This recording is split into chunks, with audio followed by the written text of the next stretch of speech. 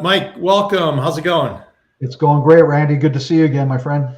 Excellent. Great to see you. Really excited to have you here. I'm excited to be here. I think we got a great topic to cover today. Yes, very good. So everybody, this is episode 164 of Tech Sales Insights. Really excited to have Mike Norton, who's EVP of Sandler Enterprise. Our title topic is Frontline Sales Managers Really Run the Company, which could not be more true 30 years ago, 20 years ago, and today. So definitely look forward to getting into that. We are sponsored by, believe it or not, Sandler, who is the training partner sponsor of Sales Community. And for those that are members of Sales Community, thanks. For those that are not, Tucker will throw up a free link so you can join for free, salescommunity.com/springfree. And as always, we have Tucker behind the scenes here helping us. So thank you very much, Tucker. So by way of introduction, Mike lives in New Jersey in the by the shore, Manasquan. Is that how you pronounce it? Manasquan. Manasquan. And I totally vouch. He had his best sales call of his life was with his lovely wife, Kim. And they've got three kids in their 30s and three grandkids. So certainly exciting times there. And Sandler's, we've been together, I don't know, year and a half or so. I had to go back and check, but certainly a fantastic company. I think everybody has great brand recognition going back, depending how long you've been in the industry, but, upwards of 30 plus years. Many of us were trained initially under the Sandler methodology. And I think for whatever reason, kind of has been out of sight, out of mind.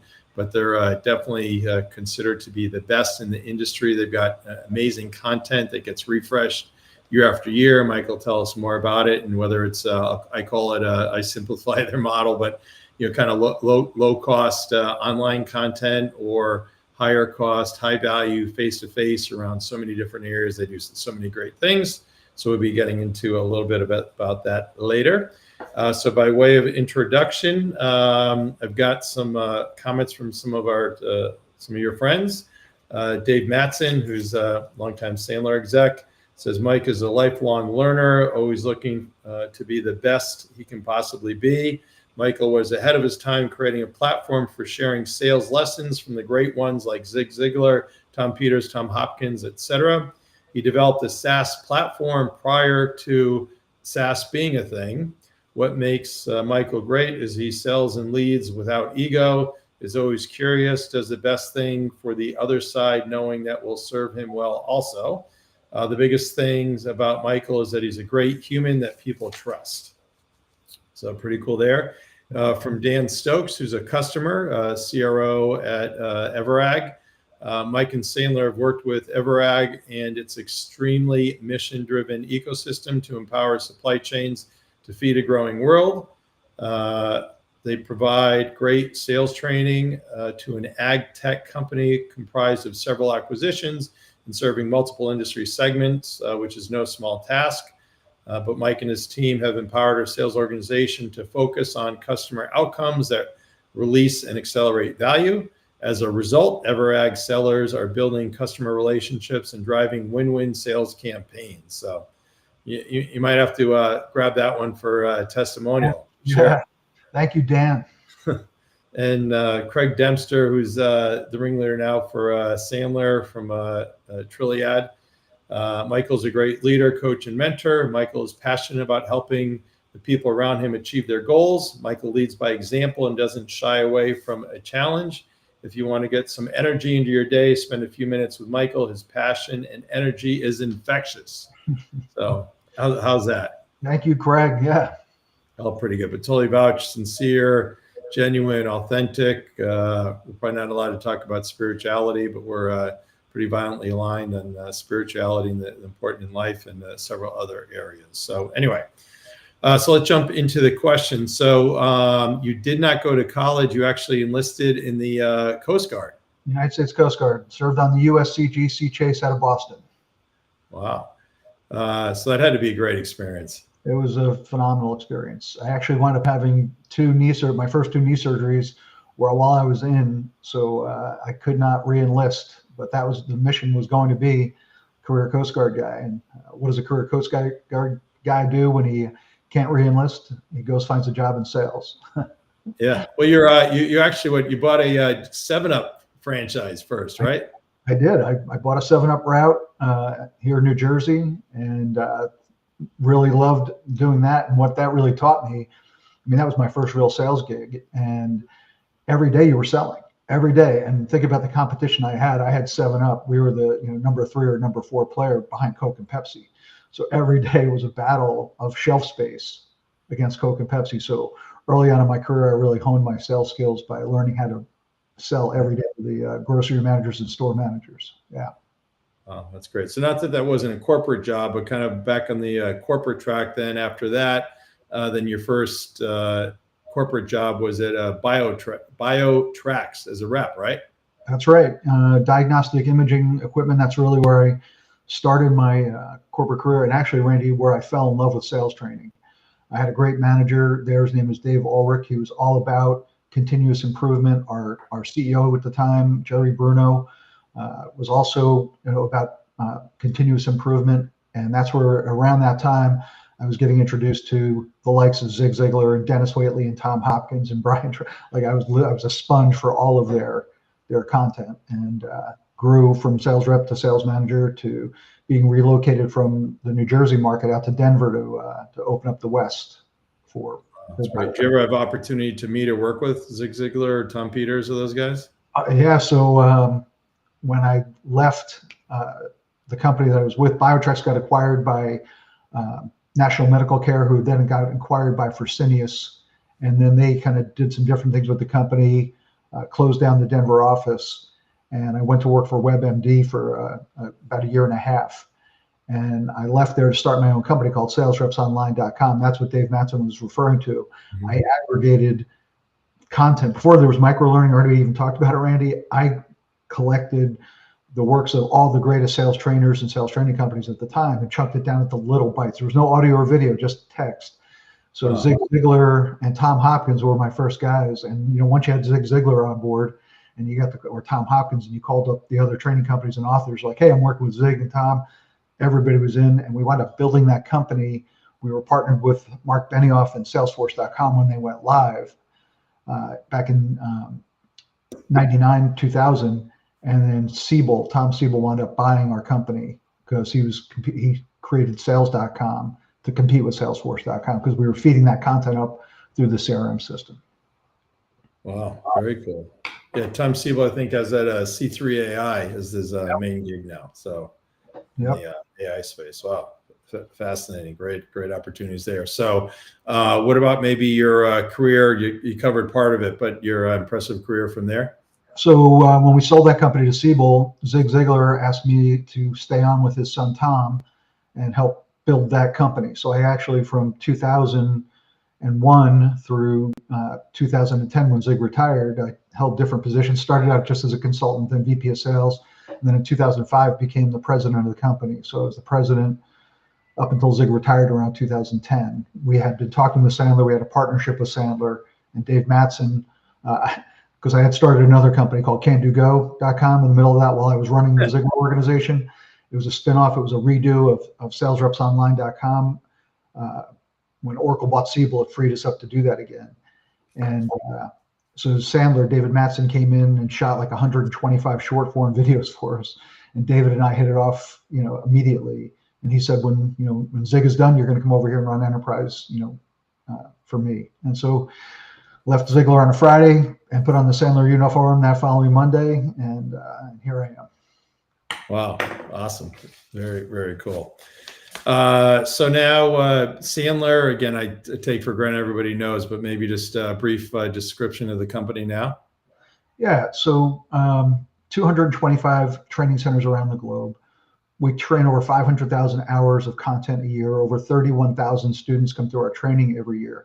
Typically, our clients invite us in, Randy, because they're trying to get better at something. They're trying to increase something, improve something, expand something, or reduce something. And what does that mean? They're either trying to increase revenues, increase average deal size, net new logos. They're trying to improve margin or win-loss ratios or sales behaviors. They're trying to expand by getting better upsell, cross-sell, getting higher, wider, and deeper. or they're trying to reduce sales cycle time, increase deal velocity, reduce client attrition.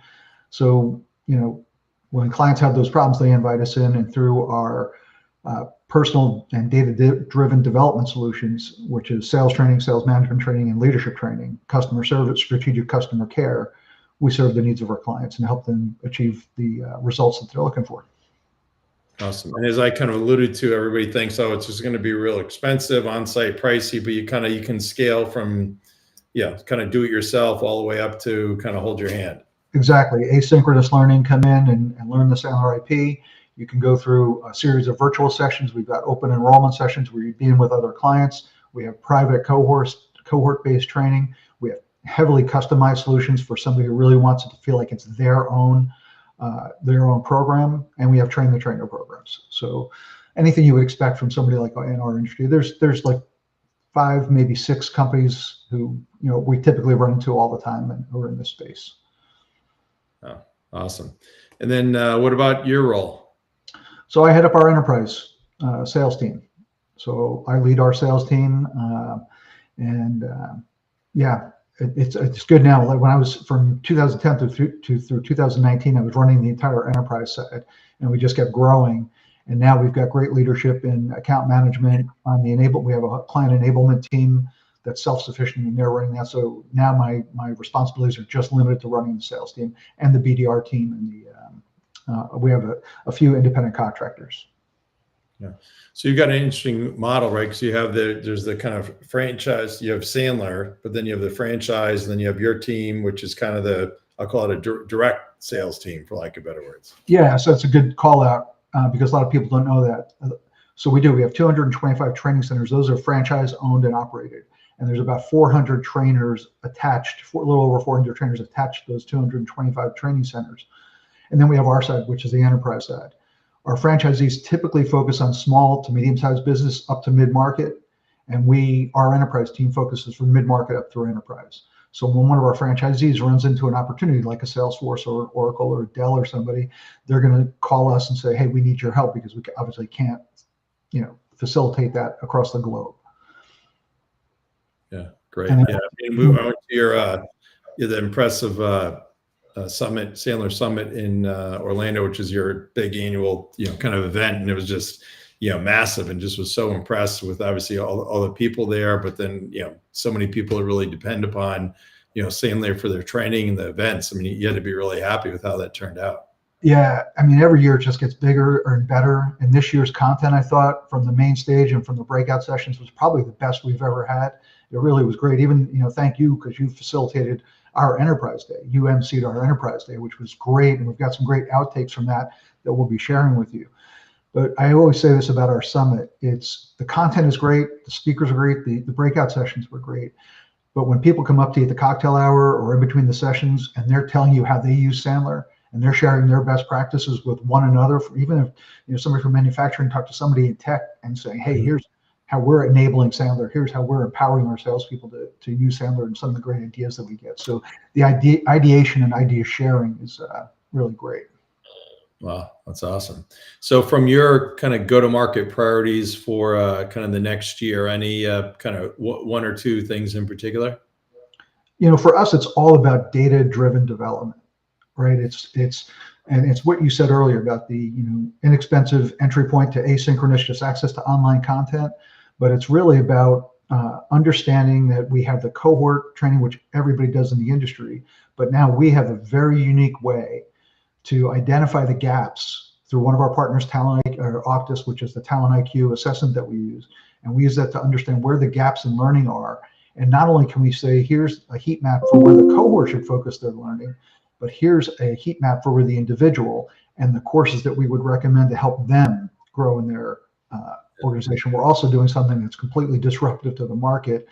We started something last year called collaborative learning. I mean, if you have a seat in Sandler Online, even if you paid just to get access to Sandler Online, every week we're running ad hoc programs that anybody who has a seat in Sandler Online can jump into. You might need help with questioning strategies, negotiating, communication skills, just motivation. And it's live, virtual, it's live. There's a live instructor in a virtual setting, and people come from all walks. All of our customers come from all industries and walks of life to participate in that. So another way we're going to market. Wow, awesome. And what are any one or two challenges? Wow, that's a really loaded question, Randy. Right now, here's what's happening. So AI and ChatGPT, right? So you have some organizations thinking, hey, you know what? I can just ask ChatGPT to write me a sales training program. And we're seeing that. We're actually hearing it. I actually got an email first thing this morning from one of our trainers who actually heard it from a client that they're thinking about doing that. And that's just so risky. It's like you could get, I drive a Ford F-150, right? You can send me every part to a Ford F-150, send it to my house, give me a very clear user's manual on how to build it. If I could get the thing to turn over, I don't know if you'd feel safe getting in my truck with me and driving down the road. It really takes somebody who's got the history to be able to tell the stories, be able to stand in front of a room, and when objections happen, because the magic doesn't, when you give somebody content, that's just knowledge transfer. If you're going to give them skill, you need to be able to role play that with command of that skill and that technique, right? You also need to know the psychology behind the why and the when and the how to pull that off. So, we're all hearing that in the industry. So that's one of the challenges. Here's the second challenge, and why we're excited maybe to be working with Joey Gilkey and his team is that lead gen is just it's hard, right? The spray and pray solution just isn't working. We're sending out, it doesn't matter how many sequences or cadences or calls you're making, we are flooding the market. You probably get hit all day long. I get hit all day long from people trying to sell me on LinkedIn, on my phone, in my email. It's just crazy, the noise that's out there. So how do you really differentiate? And that's why we're excited to be working with you in the sales community about really taking a more surgical approach to trying to get to our prospects.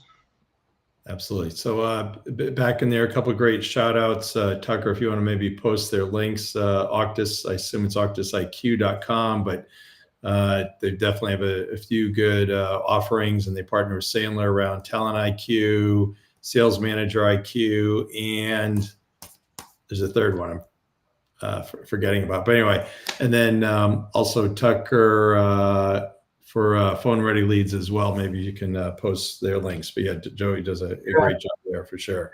And as far as going to market, Randy, and something that is working that I love, and I love this one, it's Humantic. Amarpreet's Humantic.ai.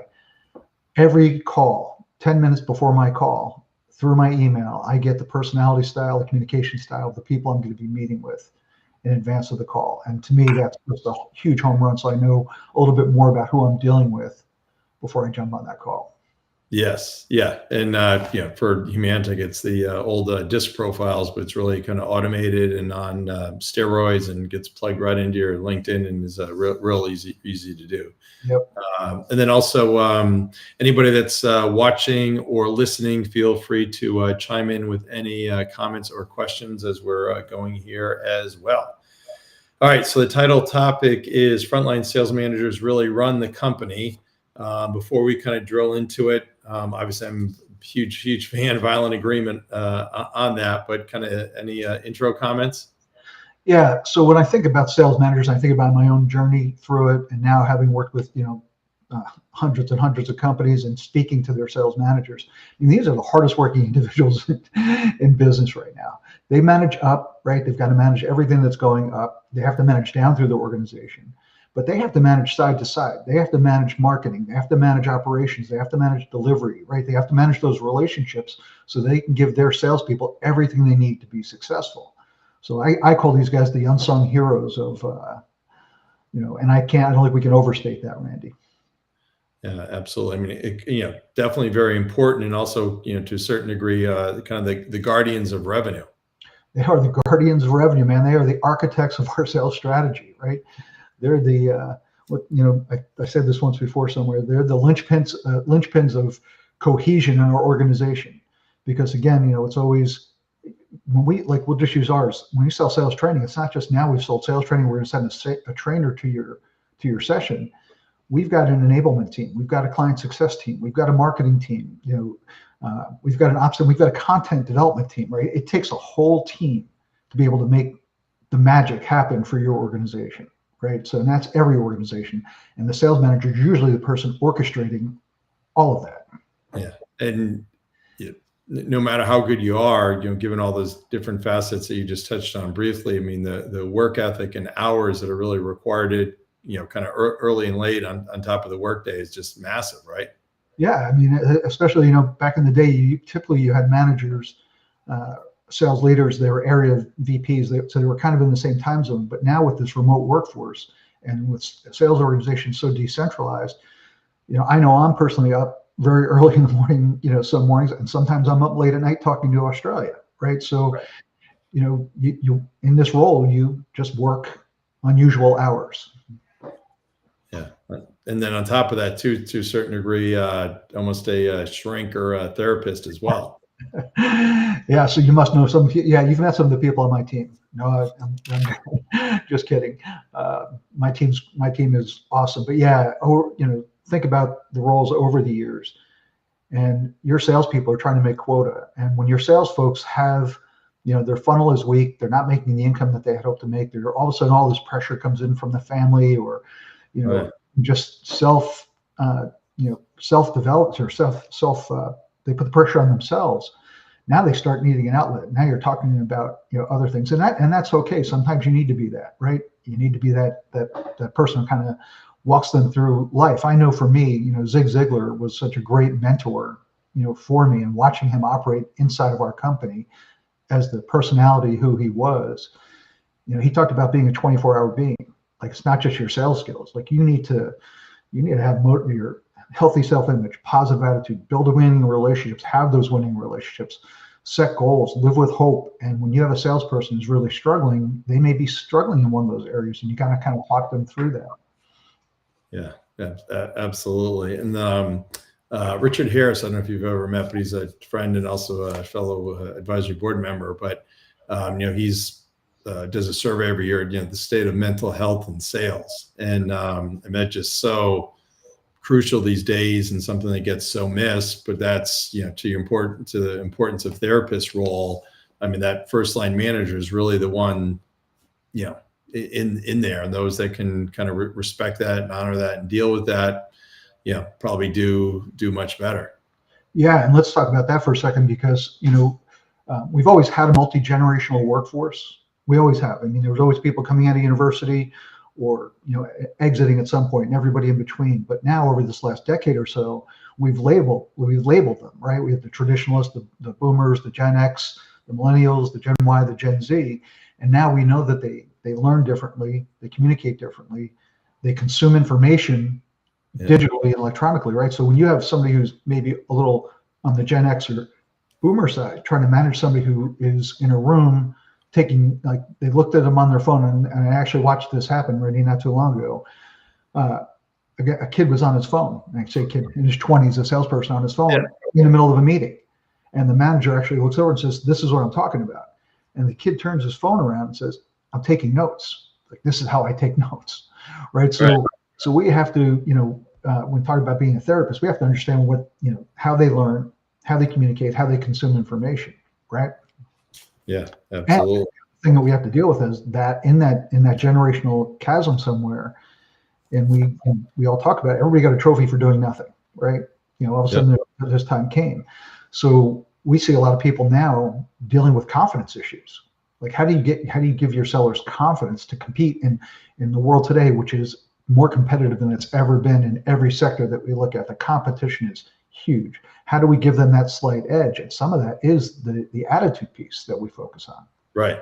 Yeah. It's definitely a challenge, hard to deal with. There's a CEO friend that had a sales kickoff meeting, and he went to the first line managers and said, "Okay, I want to have you highlight one person on your team, from a recognition perspective." And what ended up happening is most of the managers went through everybody on their team, and it just, one of those things, different topic. But anyway, so in terms of some of the different types of sales managers that you identify, the administrator, the trainer, the superhero, the firefighter, the arsonist, the raging bull, all fascinating to talk about. So we'll kind of maybe go through each one. So the administrator. Yeah. So the administrator, we've all seen, this person. They love the CRM. They love CRM. They love pulling reports. They love building dashboards. They love just all the administrative work that goes behind it, right? That's just the, typically in the disc scale, we see them as the high C's, right? They like a lot of data, but unfortunately that means sometimes they'd rather do that work than be on the front lines with their sellers, like to be on the front with customers, right? They'd rather look at the data after. So they're going to look at the leading indicators, the lagging indicators, and all the data that comes out of it, but not be on the front lines. There's nothing wrong with being really good at your CRM. I mean, I talk about maniacal hygiene in your CRM, right? And you want to have all of that data. You want to know your business better than anybody else, but not at the expense of not being out there in front of the customer, right? Yeah, absolutely. And what about the trainers? Yeah, the training is, so you've got industry training, you've got product training, you've got sales training, right? You're time management training. As a sales manager, as a frontline leader, you've got to think about all of those things. But again, sometimes you fall in love with the training piece because you've been there, done that, and you want to show how smart you are as a trainer, that you know the industry so well. Again, you don't let them do the work.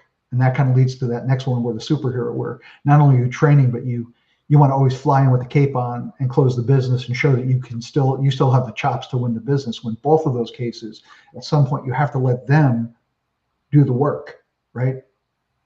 Right. The other thing about training is, and this is where when we say sales managers, run the company, a really good sales manager, a really good frontline sales manager gets involved in the onboarding and crushes the onboarding.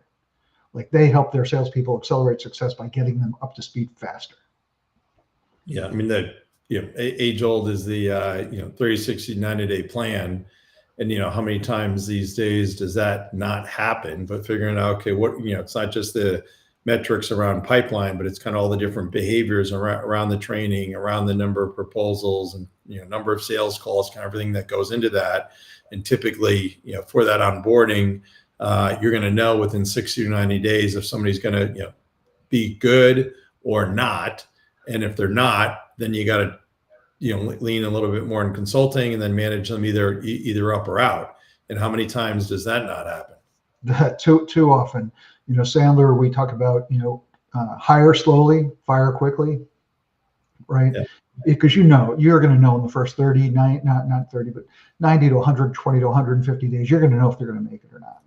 Right. But how many times do companies not have the proper kind of tracking or communication or coaching around the development areas, and all of a sudden maybe somebody does deserve to get fired, and then all of a sudden they say, hey, nobody told me anything. Right. And that happens quite a bit, right? We kind of go over the top when it comes to onboarding. Yeah. We do weekly meetings. Dave Mattson, who's our CEO, still to this day, will meet with new hires every Monday and Wednesday and role play through scenarios that they're going through, right? Wow, that's awesome. All right, so we covered the administrator, the trainer, the superhero. What about the firefighter? Yeah, somebody who just, when there's problems between the different parts of the organization, ops, delivery, enablement, whatever it is, tech, IT, they like putting out the fires. Like, if a customer's got a problem, and this is a great again, all of these attributes are good when used in the right moderation. Like you have to have a little bit of all of it in you, but not to the detriment of doing everything else, right? So the firefighter is great to have, especially, my favorite firefighters are heroes, right? And what we want the hero of the story to be is always the prospect or the customer. They're the hero of their own story. So if a salesperson is engaged and they understand what the problem is, now the sales manager is getting involved also, and the sales manager just go that extra mile and fix that problem for the client and solve that problem, right? Be really, customer centric and focused. That's a good firefighter, right? Yeah, absolutely. And what about the arsonist? Yeah, that's the person that's the person starting the fires, right? They're the one that you don't want this attribute, right? You could say you can give it a little spark, start a little fire to get your team motivated and inspired.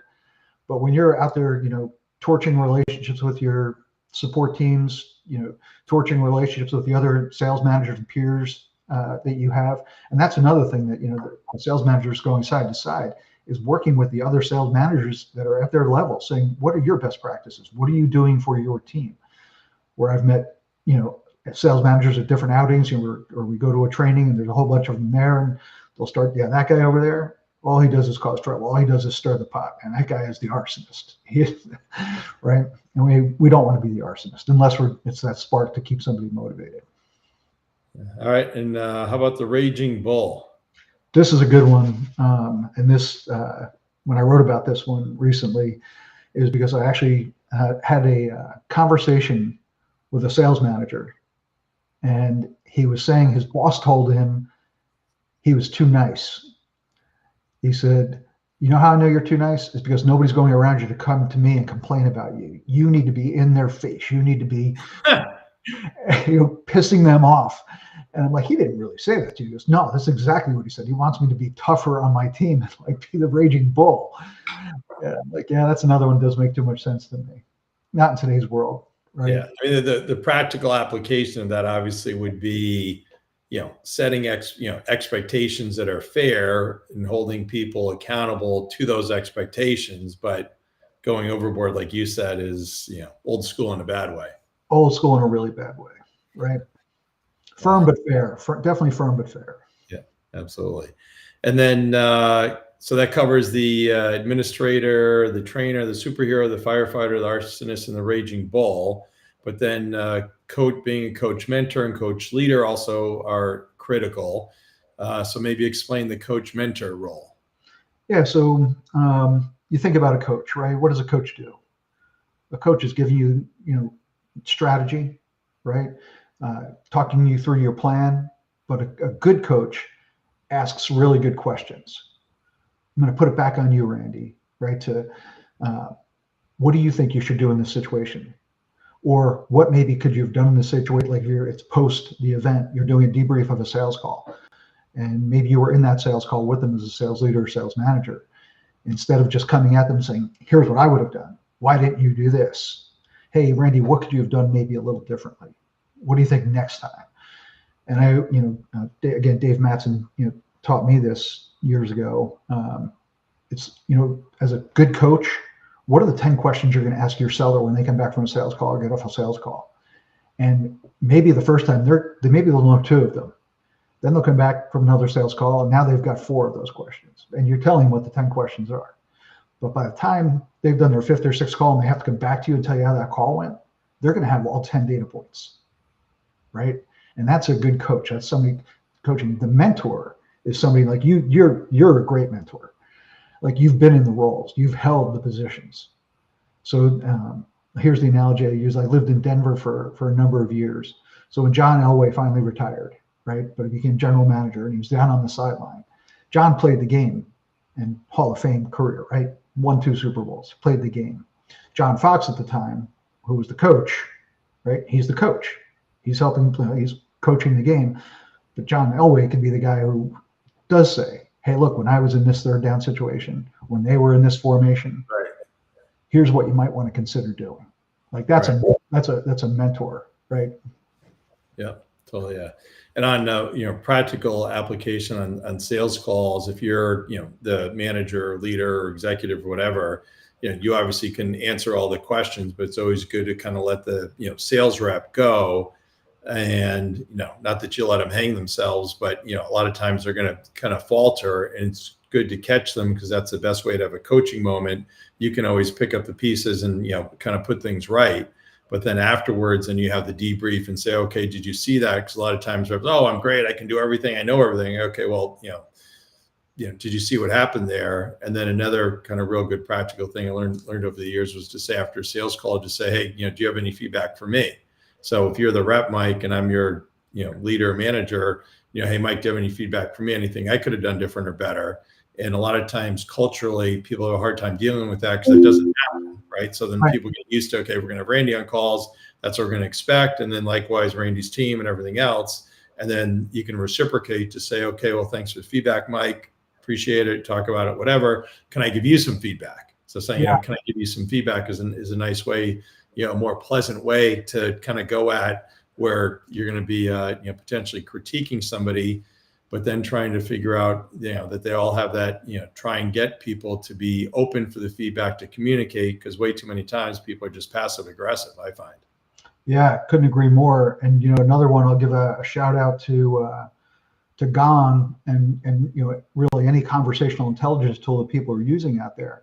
Because when you're a good coach mentor as a sales manager, and you do take the time to either listen to the calls, even without your rep, to get notes. If you're going to have a one-on-one, a best practice is to listen to those calls. Listen to it at 1.75, right? So it's going fast, but take your notes. But then taking the time to walk with your rep through those calls. So we do something really interesting with our team, Randy. Every week we have 1 or 2 reps willing to share a call. Like they will they'll put themselves out there. They'll be vulnerable, and they will play their call with the whole. Well, if salespeople have a client meeting, they're not on it, but whoever can be on the call. We have people from different departments who listen in as well, and we listen to it. We stop it. Hey, what were you thinking there? Tell me more about why you asked that question. What's another question you could have asked? I mean, to just have the conversational intelligence tool and let it sit there and not be used is a huge waste of money. But to have it and to use it and use it effectively, it's a game changer for how you develop your people. Yeah, especially where you can leverage in AI, you can put in different situations. So we have Sandler trackers. What's that? We have Sandler trackers that are built into Gone, so we can actually see, are they doing upfront contract? Are they going for pain? Right? Yeah. So like I'll make it up. If you're a Dell and you want to figure out if you're competing against Pure or whoever, right? Kind of what are those situations? And in this situations where it's a good sales call where you win, or it's a bad call, kind of what are you able to draw out, and being able to have these managers leverage that, especially where they can't be on all sales calls at all times, just totally invaluable. And then the unique way that Sandler can plug into Gong as well is amazing, as you just mentioned. Yep. Very, very cool. All right, so we talk about coach mentor. What about coach leader?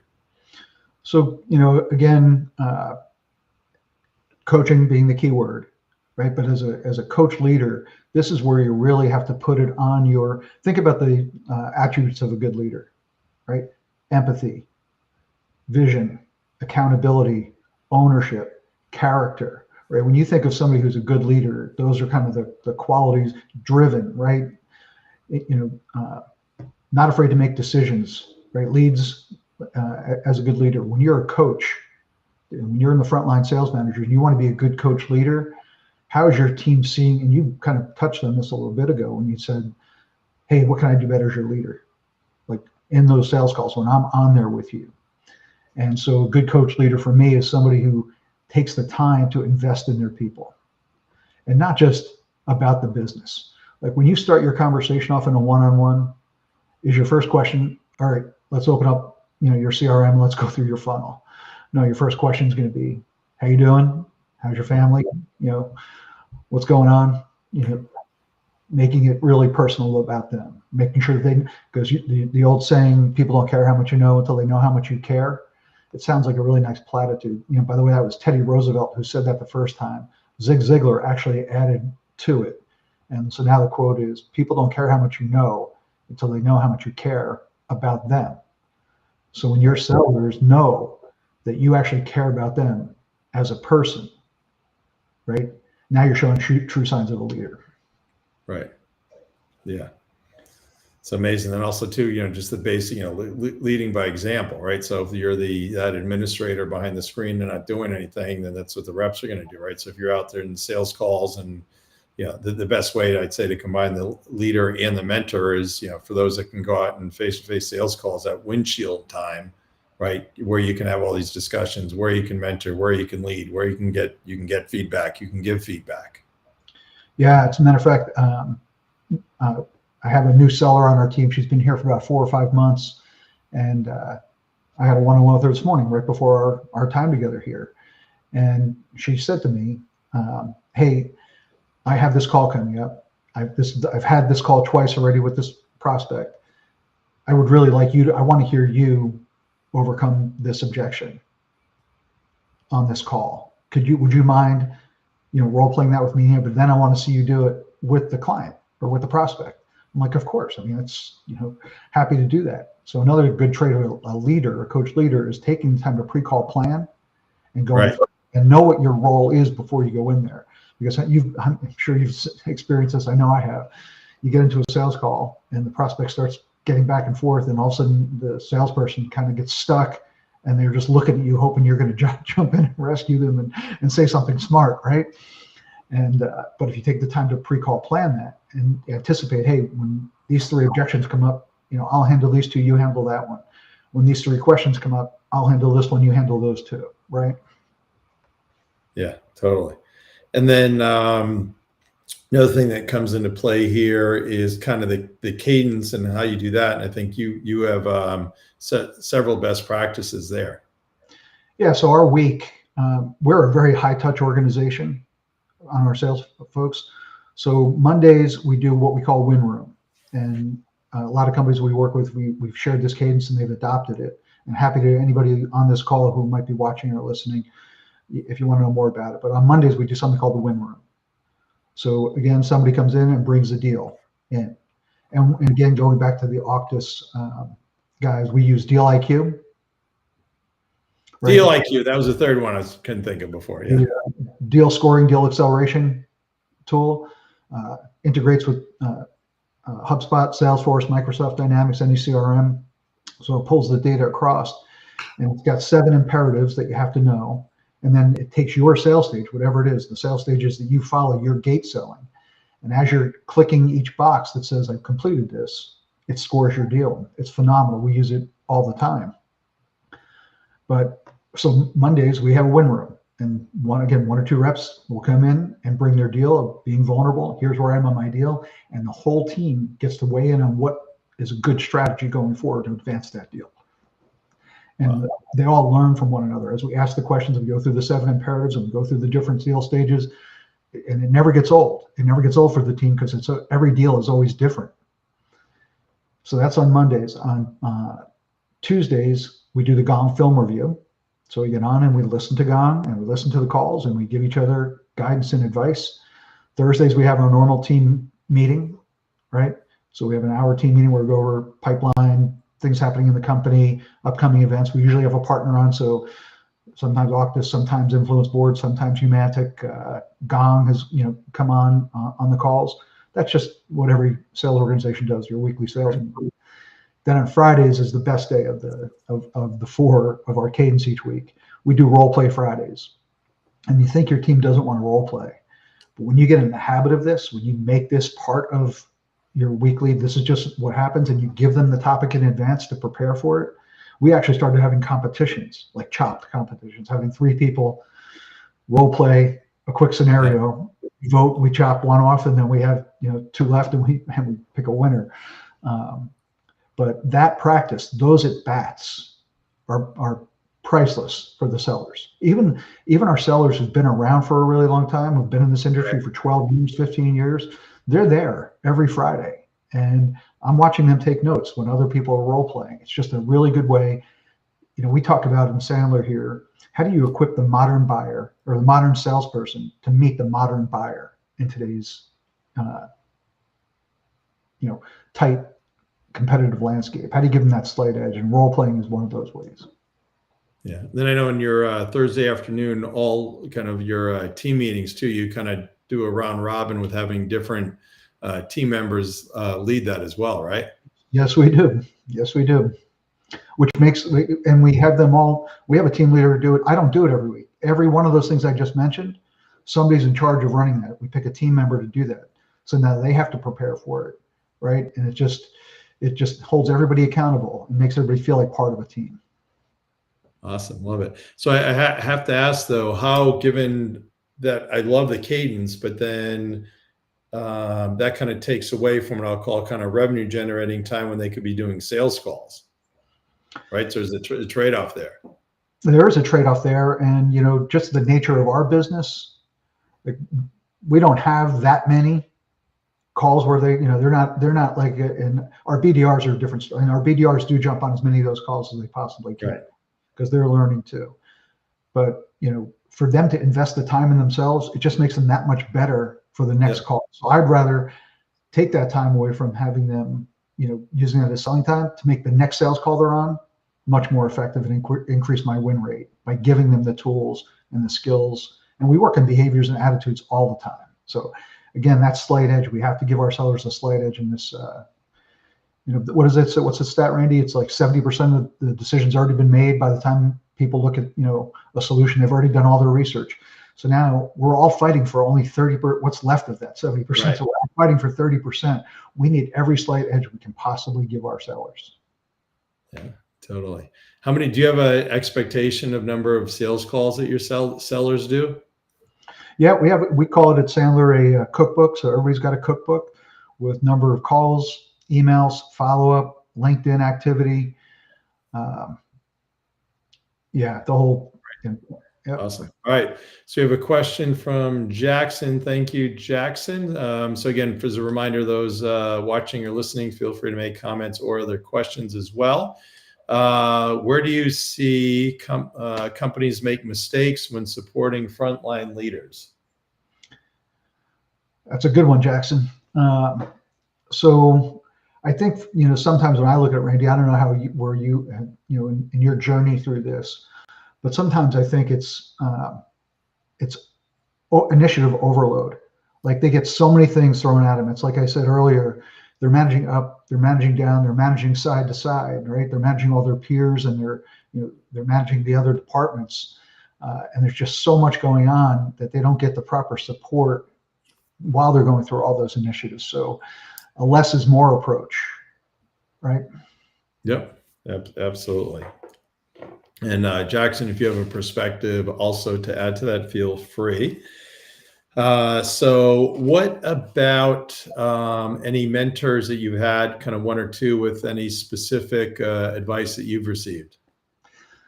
So, there's so many, and the four I always hold up, Randy, obviously Zig Ziglar, having been a student first, listening to all his programs, reading all his books, and then going to all his seminars, and then working with him for 12 years, learned so very much from him. And I'll give you a quick lesson from these four. So Zig Ziglar, he talked about your reputation is what you've done. Your character is who you are. And watching him for 12 years, as closely as I did, he was the most consistent guy I've ever seen in my life. And he would call it persistent consistency. Uh-huh. His preparation before he went out on stage was, and he might have done the same talk 100 times in a row. 100 times in a row, he got 3 hours before the event, went through every one of his notes and practiced it and rehearsed it. I actually asked him one time, I'm like, Zig, we've just done this same talk, like, how many times? And he said, yeah, but Michael, the audience out there, this is the first time they're seeing it, and I owe it to them to be prepared. So being prepared, going that extra mile, is from Zig. David Sandler was so far ahead of his time. I never met David Sandler, so the only thing I could say about him is what I've learned directly from Dave Mattson and so many of our franchisees who have passed along the knowledge. But when you think about what he created, and David Sandler actually said this on a recording. He said, guys like Zig Ziglar and Tommy Hopkins, they did a great job with questioning. They did. That's a great idea. Ask questions. Ask the right questions. He said, I introduced pain. I introduced the pain funnel and how to work through the pain funnel. And that was a career changer. That and the upfront contract that Sandler trains to, those two things were game changers. The third one would be Dr. Dennis Waitley. Do you remember the name Dennis Waitley? No. So contemporary of Zig's, never made it quite to that, same status, but it wrote a ton of books.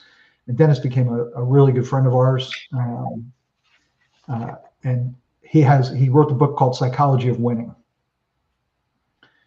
And he talked in there about the expectation to win, right? We have to expect to win. And he called it positive self-expectancy. If you go into any situation thinking you're going to lose, why go? And he said, especially as a salesperson, there's positive self-expectancy. Do everything you can to prepare to win, plan to win, but you have to expect to win. Yep. And so my whole life has been, and I learned this from him back in the 90s, So it's always like when I do anything, I'm expecting to win, right? So you prove me wrong, I'm going to go in and expecting to win. Yeah. So earlier you'd mentioned pain. So with the med pick, process qualifying, it's a great framework, but I've seen Sandler get very the add huge value to those friends who say, oh, we use MedPick and we're great. We don't need Sandler. Address that. Yeah, so MedPick, and again, I remember when MedPick was just Medic, and I loved it. I think it is a great framework. It's awesome. Where Sandler comes in, where we've worked with organizations who said, look, we took MedPick, or now MedPick, and we're not getting any adoption. They know what to do, but they're just not doing it. And we hear that over and over again. And more than 55% of our business is in tech. So that we hear this quite a bit. Right. So, as we said, MedPick is a great what to do.